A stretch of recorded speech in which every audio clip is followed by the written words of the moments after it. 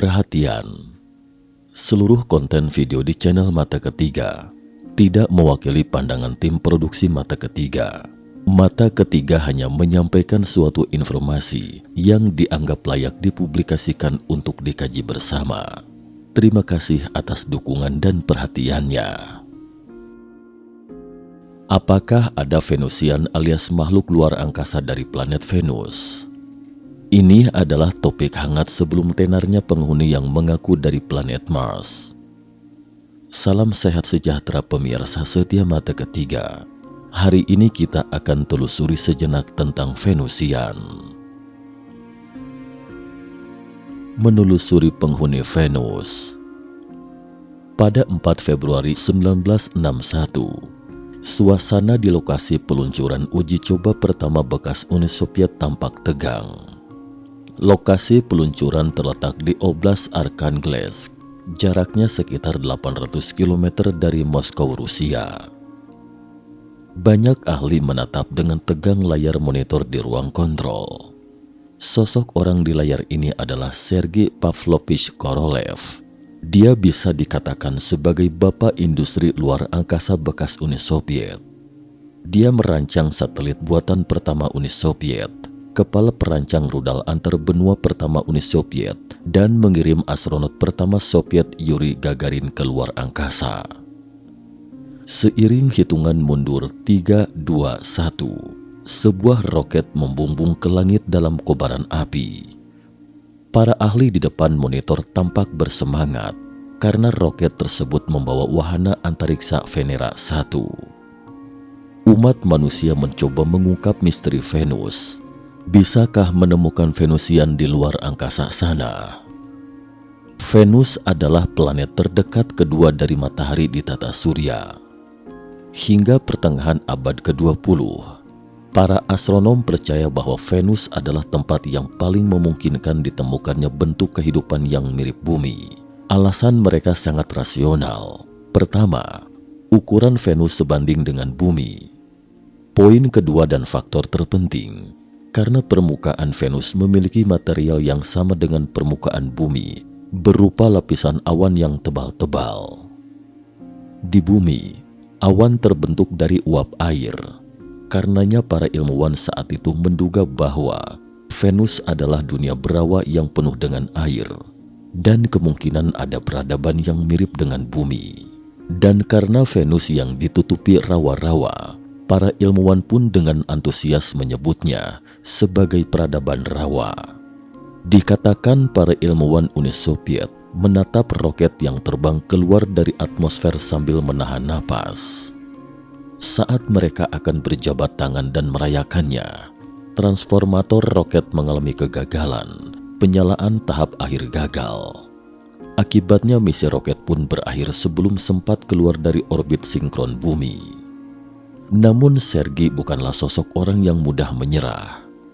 8 hari kemudian, wahana antariksa Venera 2 diluncurkan ke angkasa. Tetapi hanya dalam 3 hari kemudian, Venera 2 macet lagi dengan alasan yang tidak jelas. Misi luar angkasa Uni Soviet ini telah lama dicermati oleh negara lain. Observatorium Jodrell Bank Inggris melacak pergerakan Venera 2 yang diluncurkan Uni Soviet kala itu dan lebih dulu mengetahui keberadaan penyelidikan sebelum ditemukan para ahli Soviet. Ternyata wahana itu menyimpang dari jalurnya dan berbelok di tempat yang berjarak sekitar 100.000 km dari Venus, mengelilingi Venus dan hilang di angkasa. Melihat wahana antariksa Venera yang menjauh, para ahli Inggris bahkan jauh lebih kecewa daripada Soviet. Di pihak Soviet, Sergei tetap tidak menyerah dan melakukan 9 percobaan lagi, tetapi gagal mendaratkan Venera di Venus sampai kematiannya. Pada 1 Maret 1982, wahana antariksa tak berawak Venera 13 Uni Soviet akhirnya mendarat di Venus, dan keberhasilan ini tidaklah mudah. Setelah 13 kali percobaan, akhirnya berhasil dan mengambil foto berwarna Venus yang pertama. Ilmuwan dari seluruh dunia pun menyaksikan dengan cermat foto tersebut. Benar saja, Foto tersebut terlihat seperti sebuah dunia yang mirip dengan bumi, hanya saja langit bumi berwarna biru, sedangkan langit Venus berwarna jingga. Di bawah temaran langit jingga, pegunungan di sana sekilas tampak sangat mirip dengan bumi. Para ilmuwan sangat bersemangat. Mungkinkah kita akan segera menemukan penduduk Venus? Para ilmuwan dengan sabar menunggu foto dikirim kembali dari wahana antariksa Venera 13, berharap mendapatkan informasi yang lebih mengejutkan. Lebih dari 1 jam kemudian, wahana antariksa Venera 13 akhirnya mengirimkan kembali foto kedua. Dilihat dari dekat, permukaan berbatu Venus tampak penuh dengan retakan besar dan tak bernyawa. Para ilmuwan tertegun sejenak dan berpikir sepertinya ada yang tidak beres. Tampaknya ini bukan lahan basah berawak seperti yang diharapkan. Jadi, mereka pun menunggu pengiriman foto berikutnya. Namun penantian mereka sia-sia karena Venera 13 berhenti bekerja selamanya. Untungnya Soviet memiliki cadangan. 4 hari kemudian, wahana antariksa Venera 14 lainnya mendarat di Venus. Jaraknya sekitar 1000 km dari titik pendaratan Venera 13. Medan di sini tampak halus dengan sedikit kerikil. Foto yang diambil wahana antariksa Venera 14 jauh lebih jernih daripada Venera 13. Namun terjadi lagi hal serupa yang menyedihkan. Venera 14 kembali gagal setelah mengabadikan 2 foto. Hal yang sama terjadi 2 kali dan ilmuwan menemukan sebabnya. Ternyata suhu permukaan Venus mencapai 470 derajat Celcius dan terdapat 90 tekanan atmosfer. Dalam kondisi seperti itu, wahana antariksa Venera 13 dan 14 layak dipuji karena berhasil mendarat dan mengirim kembali 4 foto lainnya. Namun para ilmuwan sangat kecewa. Pasalnya peradaban rawa yang mereka juluki ini mungkin tidak dapat ditemukan. Karena tidak ada bentuk kehidupan yang diketahui di bumi yang dapat bertahan hidup di bawah kondisi suhu dan tekanan ekstrim seperti itu di permukaan Venus. Legenda tentang Venusian atau penduduk Venus tampaknya tidak lebih dari sebuah dongeng. Setelah harapan itu pupus, tidak ada lagi negara yang mau menggelontorkan dana dan tenaga untuk mengirim wahana ke permukaan Venus, yaitu karena bagi mereka itu tak ubahnya seperti barbeque. Tapi kisah tentang Venusian tidak akan serta-merta lenyap begitu saja. Pada tahun 1980-an, tiba-tiba seorang wanita Amerika bernama Omnek Onek menerbitkan autobiografinya. Ia mengaku sebagai tamu dari Venus dan menuturkan secara detail seakan mengalaminya sendiri. Omnek mengklaim lahir di Venus dan tinggal di sebuah kota bernama Teutonia. Struktur kotanya sangat mirip dengan kota di film animasi Disney. Omnek juga menuturkan gurunya adalah pamannya sendiri, seorang guru spiritual yang dihormati. Pamannya menunjukkan kepada Omnek kondisi kehidupan manusia di bumi. Omnek merasakan kerasnya hidup manusia dan memutuskan datang ke bumi untuk membantu umat manusia. Sang paman juga setuju dengan keputusannya, mengatakan bahwa itu adalah sesuatu yang sangat berarti datang ke bumi untuk membantu manusia. Omnek akan membersihkan karmanya dalam kehidupannya di bumi. Setelah meningkatkan alam spiritualnya, dia akan kembali ke Venus dan menjadi guru spiritual yang dihormati seperti pamannya. Di sini, Omnek juga menjelaskan mengapa peradaban Venus tidak dapat ditemukan.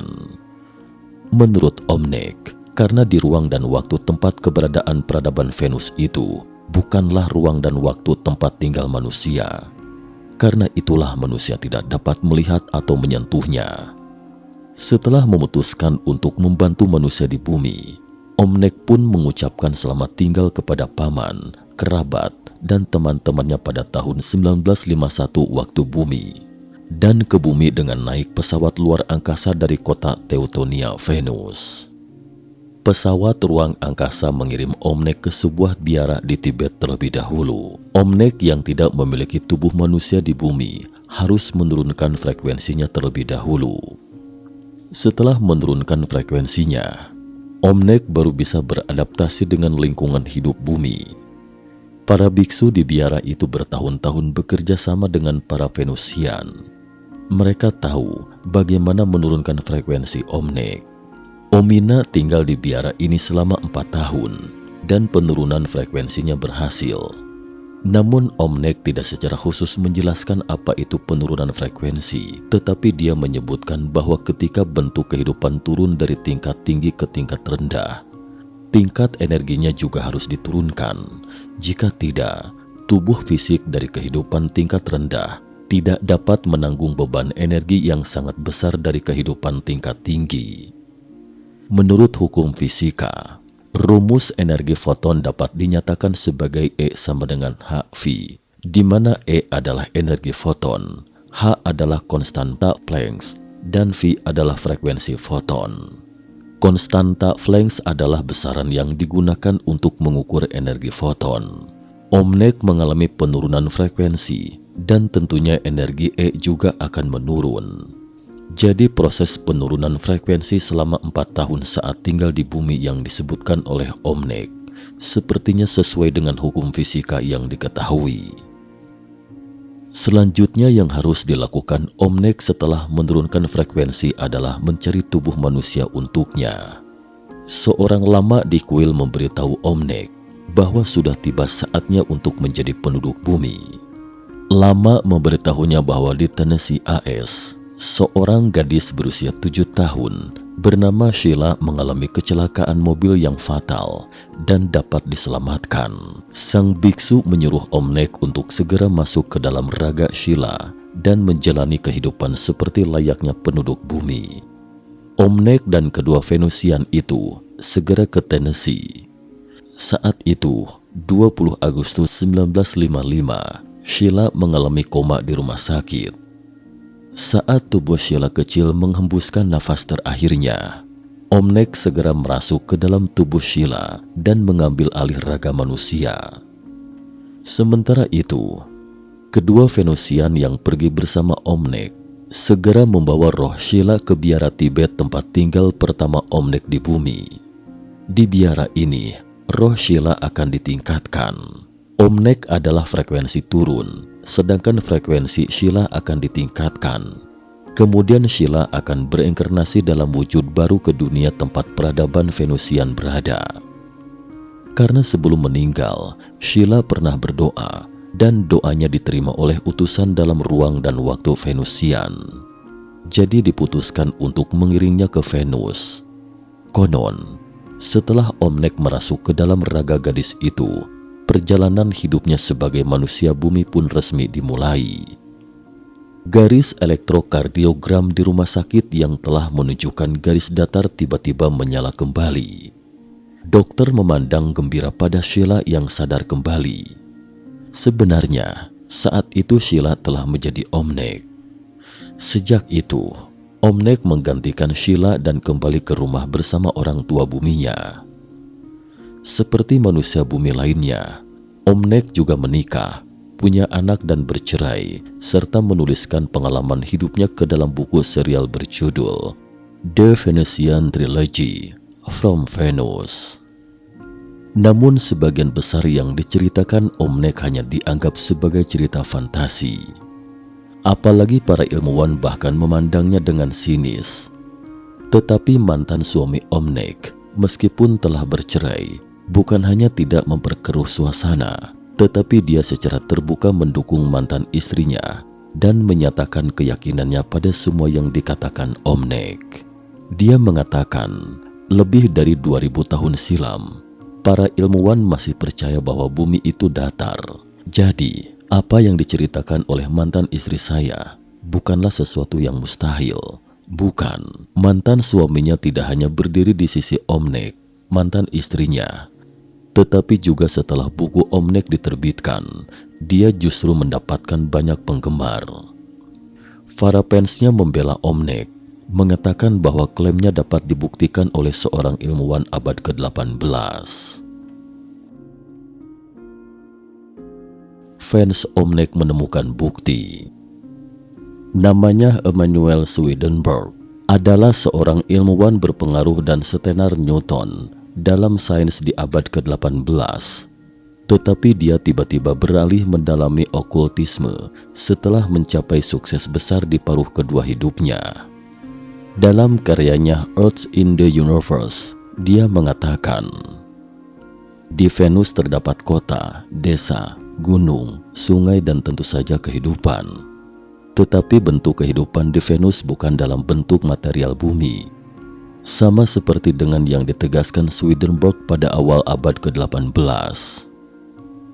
Mengirim wahana antariksa ke Venus untuk menemukan kehidupan di Venus hanya akan mengecewakan. Swedenborg mengatakan, Venusian tidak memiliki tubuh fisik manusia dan memiliki berbagai bentuk kehidupan yang berbeda. Makhluk paling spiritual di Venus hidup di satu sisi planet, sedangkan bentuk kehidupan dengan tingkat spiritual yang tidak terlalu tinggi dan dengan kepadatan material yang tinggi tinggal di sisi lain Venus. Swedenborg mengaku dapat berkomunikasi secara telepati dengan Venusian. Menurutnya, bahwa kecerdasan dan kesenangan makhluk spiritual Venusian adalah berbagi apa yang mereka ketahui dengan orang lain. Selain itu, Swedenborg juga mengatakan bahwa Venus dan Bumi memiliki hubungan yang erat dan merupakan dua planet yang tidak terpisahkan di tata surya. Fans tidak hanya membawa nama Swedenborg senior tetapi juga menemukan beberapa kasus terkait sebagai bukti tidak langsung. Masa ketika Omnek mengaku berinkarnasi di bumi adalah awal 1950-an ketika beberapa penampakan kapal induk alien diberitakan di media.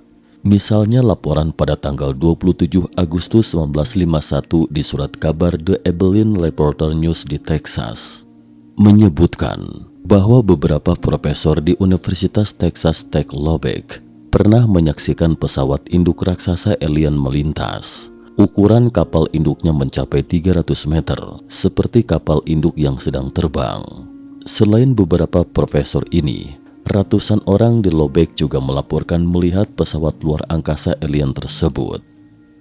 Penampakan UFO lainnya juga dilaporkan di kota-kota Amerika lainnya pada waktu yang berdekatan. Penampakan kapal induk alien di setiap penampakan berbeda-beda. Ada yang berbentuk cerutu dan bundar, tetapi ciri umumnya adalah ukurannya yang sangat besar. Dalam beberapa kasus penampakan terkait, para saksi menggambarkan panjang atau diameter UFO tersebut bahkan lebih dari 200 meter. Karena imajinasi publik tentang Venusian telah berlangsung selama beberapa dekade, sehingga menarik perhatian media terhadap klaim Omnek bahwa Venusian berinkarnasi di bumi. Banyak ilmuwan dan media saat itu mewawancarai Omnek. Setiap orang memiliki pendapat berbeda tentang apakah Omnek-Onek adalah Venusian atau bukan. Tetapi kesan yang relatif sama dalam proses wawancara adalah sikap Omnek dalam bercerita terkesan bukan sekadar rekaan. Jadi, setelah proyek wahana antariksa Venera bekas Uni Soviet, apakah ada kemajuan nyata dalam eksplorasi Venus dalam beberapa dekade terakhir? Dan setelah bekas Uni Soviet mencapai tingkat puncak eksplorasi Venus pada tahun 1982, pencapaian yang paling gemilang adalah wahana antariksa Magellan NASA. Wahana antariksa Magellan tidak mendarat di permukaan Venus, tetapi mengamatinya dari orbit Venus. Probe Magellan diluncurkan pada tahun 1989 dan berada di orbit elips mengelilingi Venus. Titik terjauhnya sekitar 8.463 km dari permukaan Venus dan titik terdekatnya hanya 297 km. Ia menggunakan radar aperture sintetis, mengambil sejumlah besar gambar radar beresolusi tinggi dari permukaan Venus, dan resolusi tertinggi dapat mencapai piksel yang menunjukkan area seluas 120 hingga 300 meter persegi di permukaan Venus. Para ilmuwan menemukan bahwa dalam foto yang dikirim kembali oleh wahana Magellan terdapat fitur vulkanik datar. Yang disebut Vara juga dikenal sebagai kubah lava dengan ketinggian sekitar 1000 meter dan berdiameter antara 20 dan 50 km. Sekilas terlihat seperti sebuah bangunan. Setelah foto-foto itu dirilis, para penggemar Venus pun menduga, mungkinkah kota Venus dan Venusian bersembunyi di Fara? Para ilmuwan selalu tidak yakin dengan dugaan seperti ini. Mereka juga mencetuskan dugaan mereka sendiri. Menurut beberapa ilmuwan, mungkin ada mikroorganisme di atmosfer 55 km di atas permukaan Venus. Karena tekanan atmosfer di permukaan Venus sangat tidak bersahabat dengan organisme, namun kemungkinan terdapat makhluk hidup di atmosfer. Jadi, apakah ada kehidupan di Venus yang terlihat gersang di mata kita? NASA dengan yakin mengatakan, tunggu saja, kita akan tahu nantinya, karena NASA berencana kembali ke Venus pada tahun 2030 mendatang. Artinya kita akan mengetahui detailnya 7 tahun kemudian dari sekarang. Tapi Omnek menggeleng-gelengkan kepalanya pesimis terhadap eksplorasi ini. Lagi pula, kehidupan di Venus tidak ada di dimensi ini. Meski tiba di sana juga sia-sia karena tidak dapat menemukannya. Dalam autobiografinya, From Venus I Came, Autobiography of an Extraterrestrial, Omnek menjelaskan secara rinci asal-usul manusia. Dia mengatakan bahwa Merkurius, Venus, Bumi, Mars, Saturnus, dan Jupiter di tata surya adalah planet bersaudara.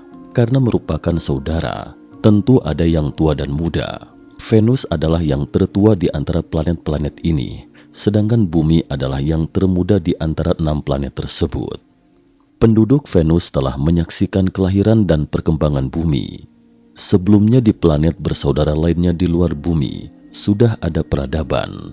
Hanya saja sebagian besar tidak berada di dimensi ini. Sementara penduduk Bumi hanyalah keturunan dari para pendatang peradaban ini. Misalnya ada 4 ras warna kulit di Bumi. Orang kulit putih, menurut Omnek, mereka adalah imigran dari Venus. Orang kulit kuning adalah imigran dari Mars, dan ras merah adalah orang Mesir kuno, imigran dari Saturnus, serta orang kulit hitam adalah dari Jupiter. Sama sekali tidak pernah ada evolusi spesies. Manusia berasal dari luar angkasa. Omnek mengatakan bahwa planet bersaudara ini selalu mencermati perkembangan peradaban Bumi. Biasanya, mereka akan mengutus orang-orangnya ke Bumi dan menjelma sebagai penduduk Bumi, kemudian memberikan teknologi tinggi kepada umat manusia. Misalnya Nikola Tesla adalah pembawa teknologi yang dikirim dari Venus ke Bumi. Tentu saja, karena ilmu yang diajarkan Tesla terlalu ekstrim di awal abad ke-20, sehingga orang-orang tidak bisa mencernanya dengan baik.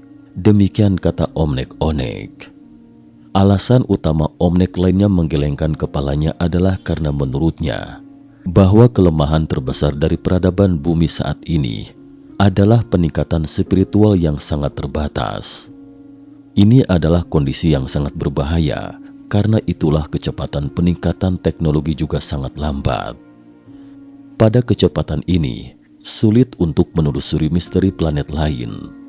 Venus dulunya adalah planet kunci dalam penjelajahan manusia di tata surya pada abad ke-20, tetapi sejak akhir abad lalu, fokusnya lebih banyak dialihkan ke Mars, sehingga sejauh ini kita mengetahui lebih banyak tentang Mars daripada Venus. Dan rencana NASA untuk kembali ke Venus kemungkinan dapat menemukan sesuatu yang tidak terduga. Lantas antara Mars dan Venus, planet mana yang akan lebih dulu ditemukan bukti adanya kehidupan di sana? Masih belum dapat diketahui secara pasti. Bocah dari planet Mars dan wanita dari Venus telah menampakkan diri. Sekarang tinggal menunggu kehadiran makhluk dari Saturnus dan Jupiter. Di akhir video, kembali saya tegaskan bahwa apa yang dipaparkan dalam topik ini adalah murni kutipan dari buku autobiografi Omnek yang berjudul From Venus I Came, Autobiography of an Extraterrestrial. Bagi teman-teman yang tertarik, bisa mencari tahu selengkapnya dalam buku tersebut. Sekian dan terima kasih atas perhatiannya.